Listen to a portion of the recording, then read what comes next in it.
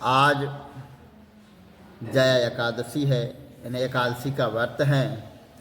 तो आइए सबसे पहले एकादशी व्रत कथा सुनते हैं। माघ मास शुक्ल पक्ष की जया एकादशी व्रत कथा सुनते हैं।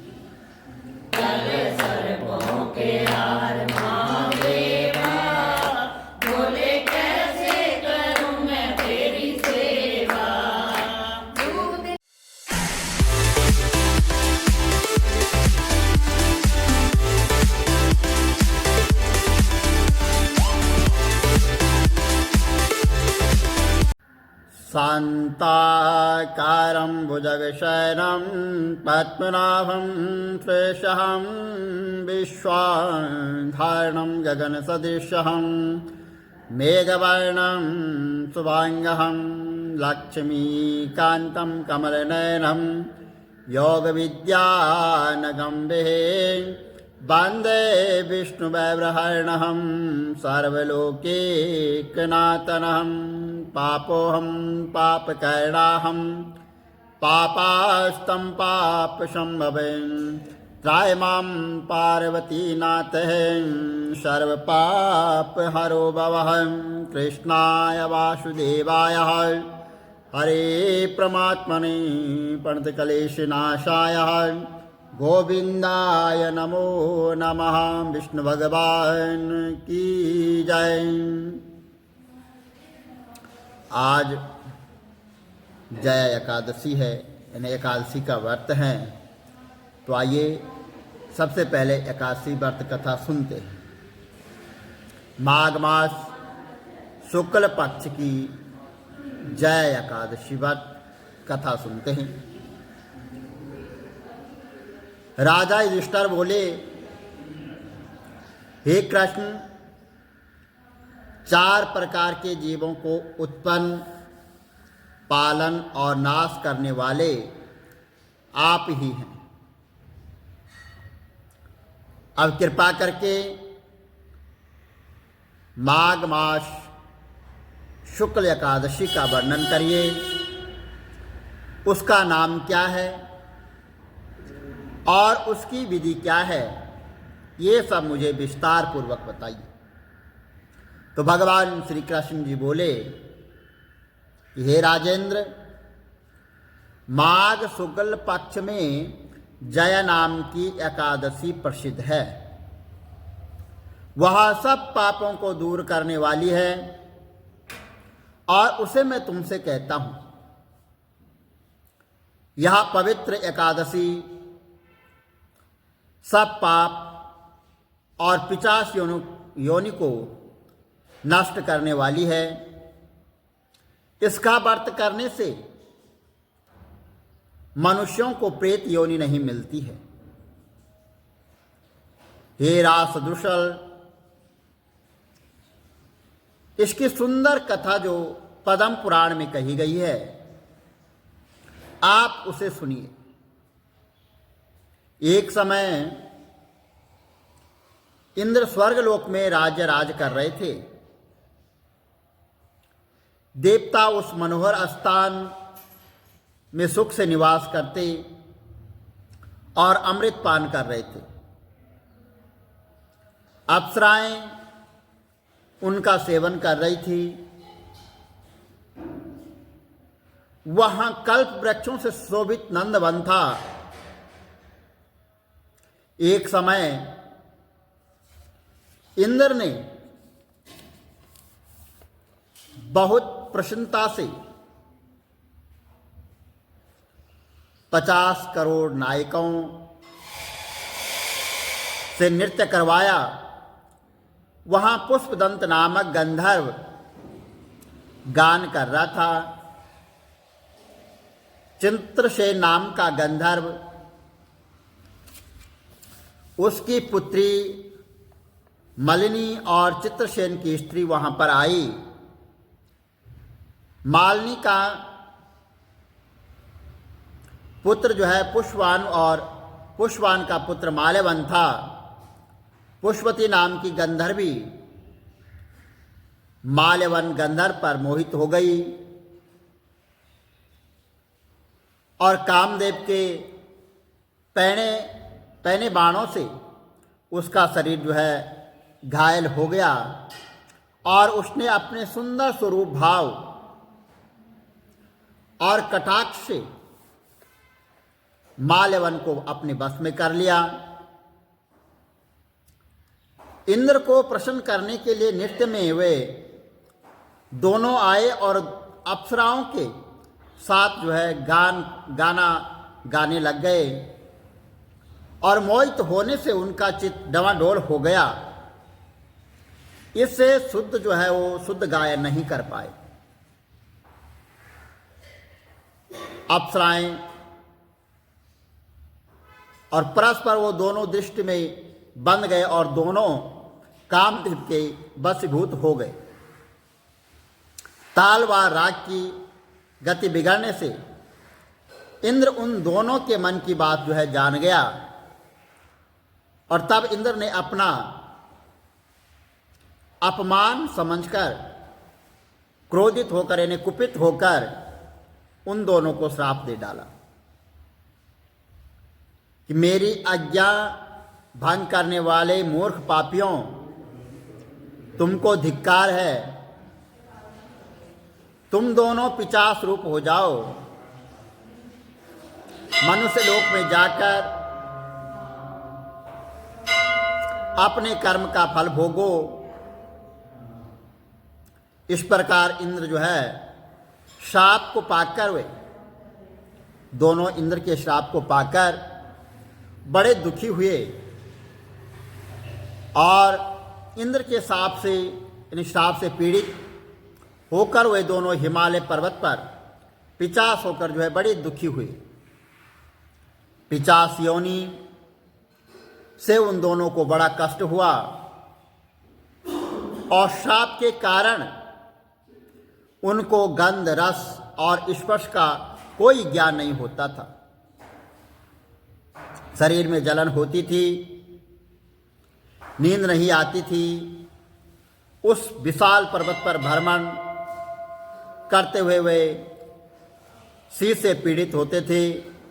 वे दोनों परस्पर वार्तालाप करने लगे कि पिशाच शीत से पीड़ित होकर अपनी स्त्री से बोला, हमने ऐसा कौन सा दुखदाई पाप किया है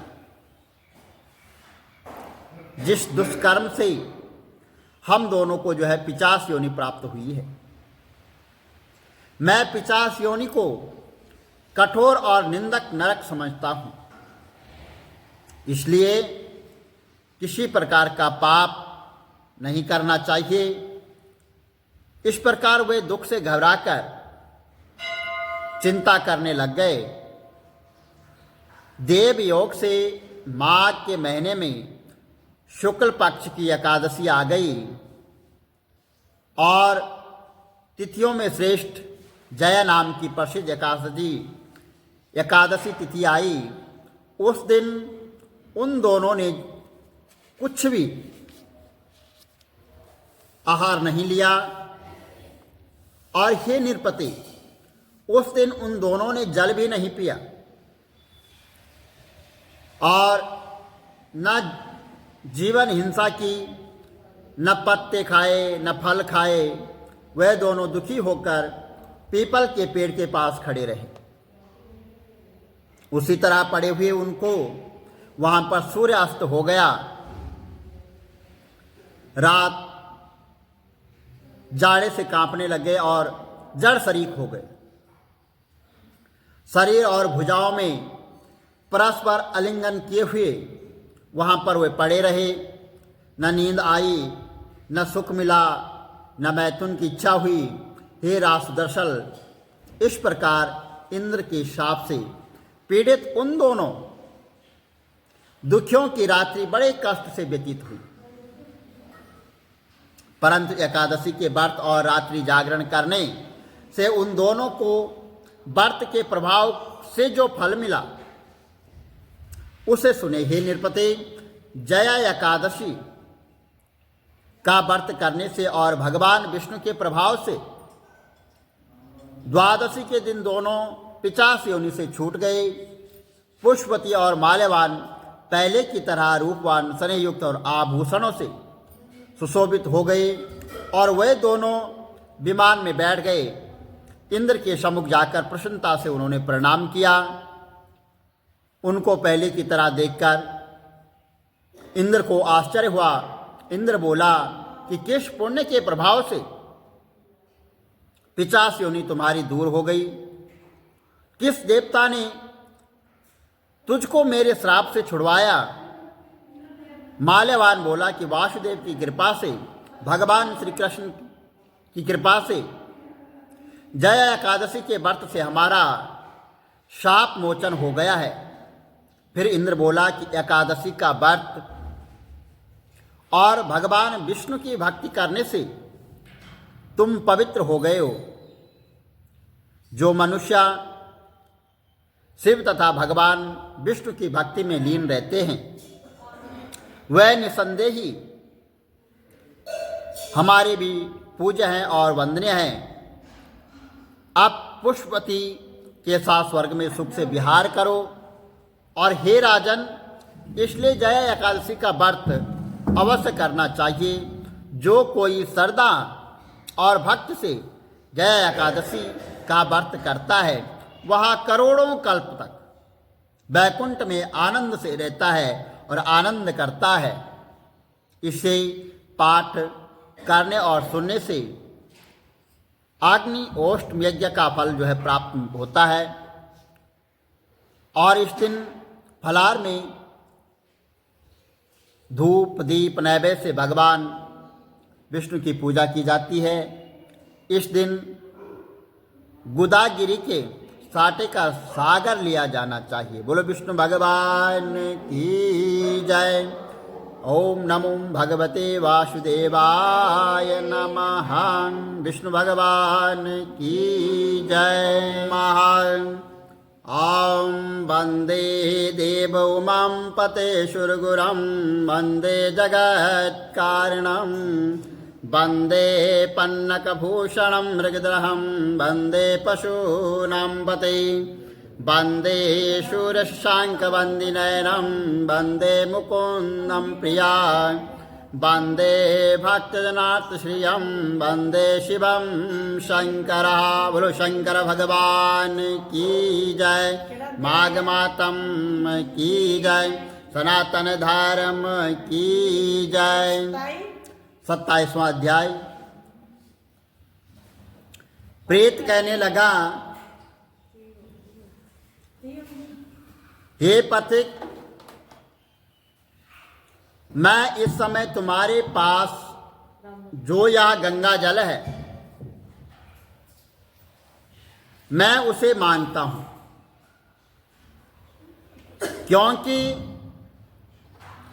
मैंने इसका बहुत कुछ मातम्य सुना है। मैंने इस पर्वत पर गंगा जल का बड़ा अद्भुत आश्चर्य देखा था, इसलिए मैं वह जल मांगता हूं। आप मुझे वह जल दीजिए, क्योंकि मैं प्रेत योनि में अति दुखी हूं। एक ब्राह्मण अनाधिकारी को यज्ञ कराकर ब्रह्म राक्षस हो गया और वह हमारे साथ 8 वर्ष तक रहा। उसके पुत्र ने उसकी अस्थियों को इकट्ठा करके गंगा में कनखल स्थान हरिद्वार में वहां पर जल प्रवाहित किया और उसी समय वहां राक्षस तत्व को त्याग कर सदगति को जो है प्राप्त हो गया। यह मैंने प्रत्यक्ष देखा है, इसलिए मैंने तुमसे प्रार्थना की है कि मैंने पहले जन्म में तीर्थ स्थानों में बड़े बड़े दान लिए थे और उनका मैंने प्रायश्चित नहीं किया। इसी से मैं हजारों वर्ष तक इस प्रेत योनि में रहा और मुझे प्रेत योनि में, जिसमें जो है अन्न और जल मिलना अति दुर्लभ है, इससे मैं बहुत दुख पा रहा हूं। इस योनि में मुझको हजारों वर्ष बीत गए हैं।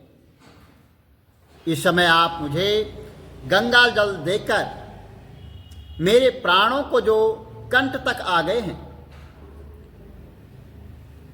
बचाओ, और कुष्ठ आदि रोगों को भी मनुष्य प्राणों को त्याग करने की इच्छा नहीं करता है। जिन पे कुष्ठ आदि रोग होते हैं वो भी प्राण त्यागने की इच्छा नहीं करते हैं। और देवदूती वहां पर कहने लग गए कि ऐसा उस प्रेत के वचन सुनकर ब्राह्मण बड़ा विस्मित हुआ और अपने मन में विचार करने लग गया कि संसार में पाप और पुण्य के फल अवश्य आ पड़ते हैं। देव दानव मनुष्य कीड़े मकोड़े भी रोगों से पीड़ित होते हैं। बाल तथा वृद्धों को मरण और अंध और ऐश्वर्यदरिद्रता, पंडिता और मूर्खता सब कर्मों से ही प्राप्त होता है। इस कर्म भूमि में जिन्होंने न्याय से धन इकट्ठा किया है वह धन्य है। यह सुनकर जो है प्रेत गदगद वाणी से बोला कि हे पथिक, मैं जानता हूं कि आप सर्वज्ञ है। आप मुझको जीवन का आधार जल इस प्रकार दो जैसे जो है मेघ चातक को देता है। तब वह पथिक कहने लगा कि हे प्रेत, मेरे माता पिता भृगु क्षेत्र में बैठे हैं, मैं उन्हीं के लिए जल लाया हूं। अब बीच में तुमने गंगा के संगम का जल मांग लिया है। अब मैं इसी धर्म संदेह में पड़ गया कि क्या करूं, परंतु मैं यज्ञों को इतना नहीं मानता हूं जितना प्राण रक्षा को मानता हूं। इसलिए हे प्रेत, मैं तुमको जल देकर तृप्त करके माता पिता के लिए फिर मैं जल ले आऊंगा। लोमश ऋषि जी कहने लग गए कि इस प्रकार उस पथिक ने गंगा यमुना के संगम में जाकर उस जल को प्रेत को दिया और प्रेत ने प्रीतिपूर्वक जल को पिया और उसी समय वह प्रेत शरीर को छोड़कर दिव्यधारी हो गया और केवल कहने लगा कि बिंदु मात्र गंगा जल के से वह प्रेत मुक्त हो गया। हम समझते हैं कि ब्रह्मा जी ने भी इस जल के गुण का वर्णन वह भी नहीं कर सकते हैं, नहीं तो महादेव जी इस जल को मस्तक पर क्यों धारण करते। इस संसार में जो मनुष्य कायिक वाचिक और मानसिक इनके पापों से रंग गए हैं वह गंगा जल बिना नहीं धुल सकते हैं। गंगा जल के सेवन से मुक्ति सदा सन्मुख खड़ी रहती है। जिसके जल को स्पर्श करते ही प्रेत जो है प्रेत तत्व को छोड़कर मुक्ति को प्राप्त होते हैं। जो गंगा स्नान करता है वह वैष्णव पद को प्राप्त होता है। यदि संबंधी लोग जल से तर्पण करें तो नरक में रहने वाले पितर लोग जो है स्वर्ग में चले जाते हैं और स्वर्ग में रहते हुए ब्रह्म तत्व को प्राप्त होते हैं। गंगा जल के समान और कोई मुक्ति का साधन नहीं है। वह प्रेत वहाँ से चला गया और 1 महीने में जब जो है माघ मास आया तो उसने सुने हुए प्रयाग महात्म्य के अनुसार गंगा यमुना के संगम पर स्नान करके पिता शरीर को धारण कर भक्तिपूर्वक नारायण की स्तुति करता हुआ वह द्रविड़ देश का राजा गंधर्वों से सेवित और उत्तम विमान पर बैठकर इंद्रपुरी को गया। सोहेदिज यह इतिहास, यह कथा जल्दी ही पापों का नाश करती है। इससे जो है धर्म का ज्ञान बढ़ता है, वो पुण्य बढ़ता है। यश तात कीर्ति को ये बढ़ाने वाली कथा है, ज्ञान तथा मोक्ष को देने वाली है। तुम भी सदगति पाने के लिए प्रयाग में जाओ और वहाँ पर हम ऐसा स्नान करें जो देवताओं को भी दुर्लभ हो।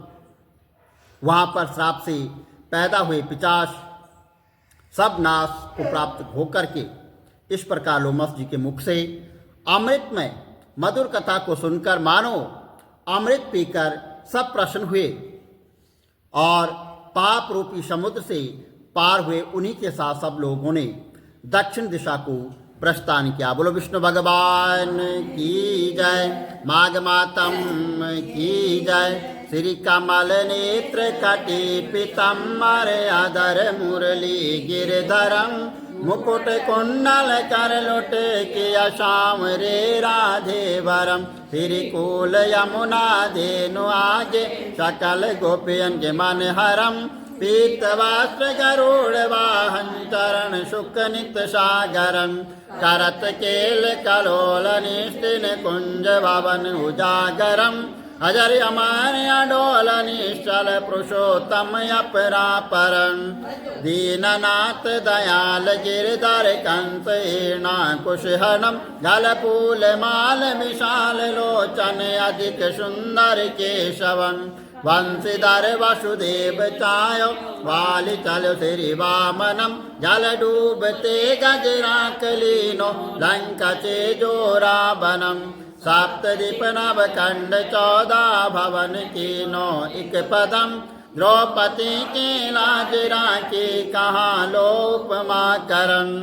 दीननाथ दयाल पूरण करुण में करुणा करम। कविदात दास विलास नितिन नितना गरम। प्रथम गुरु के चरण बंदो यश ज्ञान प्रकाशितम। आदि विष्णु जुगादि ब्रह्मा सेवते शिव शंकरम। श्री कृष्ण केशव कृष्ण केशव कृष्ण यदुपति केशवम। श्री राम रघुवर राम रघुवर राम रघुवर राघवम। श्री राम बिंद माधव वासुदेव श्री वामनम। मच्छ कच्छ माराह नरसिंह पाई रघुपति पावनम।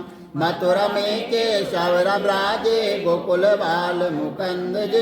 फिर वृंदावन में मदन मोहन गोपीनाथ गोविंद जी। धन्य मथुरा धन्य गोकुल जहाँ श्रीपति अवतारे।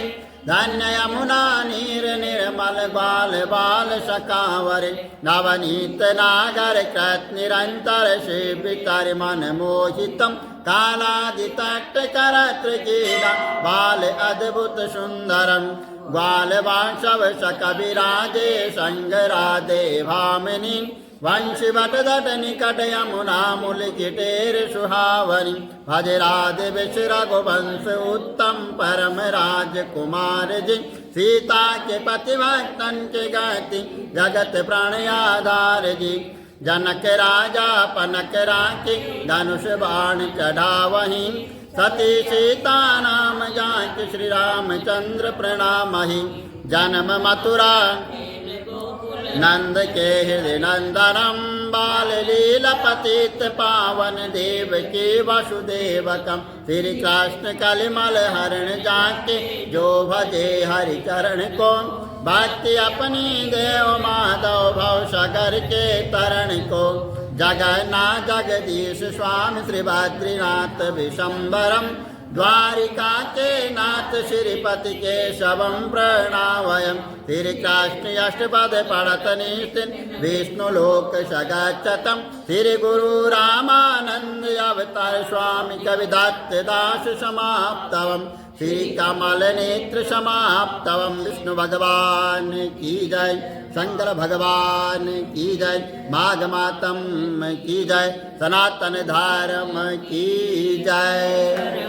के हार महादेवा बोले कैसे करूं मैं तेरी सेवा। सिर गंगा की धार गल सर्पों के हार महादेवा बोले कैसे करूं मैं तेरी सेवा। जल लाऊं तो कैसे चढ़ाऊं, जल लाऊं तो कैसे चढ़ाऊं।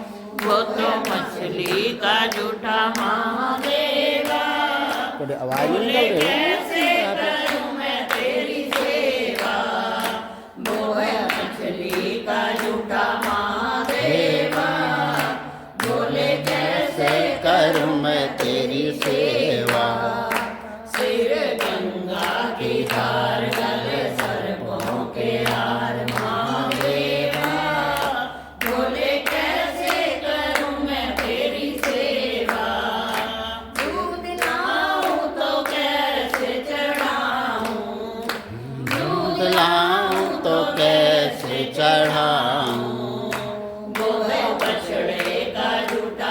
महादेवा बोले कैसे करूं मैं तेरी सेवा वो है बछड़े का झूठा महादेव सेवा। बोलो तेरे बोले कैसे करूं मैं तेरी सेवा सिर गंगा की धार गल सर्पों के हार महादेवा बोले कैसे करूं मैं तेरी सेवा लाऊं तो कैसे चढ़ाऊं फल लाऊं तो कैसे चढ़ाऊं वो है पंछी का झूठा महादेवा बोले कैसे करूं मैं तेरी सेवा वो तो पंछी का झूठा महादेवा बोले कैसे करूं मैं तेरी सेवा सिर गंगा की धार गले सर्पों के हार महादेवा बोले कैसे करूं मैं तेरी सेवा फूल लाऊं तो कैसे चढ़ाऊं फूल लाऊं तो कैसे चढ़ाऊं वो तो भंवरे का झूठा महादेवा बोले कैसे करूं मैं तेरी सेवा वो तो भंवरे का झूठा महादेवा बोले कैसे करूं मैं तेरी सेवा सिर गंगा की धार गले सर्पों के हार महादेवा बोले कैसे करूं मैं तेरी सेवा लाऊं तो कैसे चढ़ाऊं हूँ तो कैसे चढ़ाऊं ये तो पापों का झूठा महादेव देवा बोले कैसे करूं मैं तेरी सेवा वो है पापों का झूठा महादेव देवा बोले कैसे करूं मैं तेरी सेवा सिर गंगा की धार गले सर्पों के हार महादेवा बोले कैसे करूं मैं तेरी सेवा। शंकर भगवान की जय।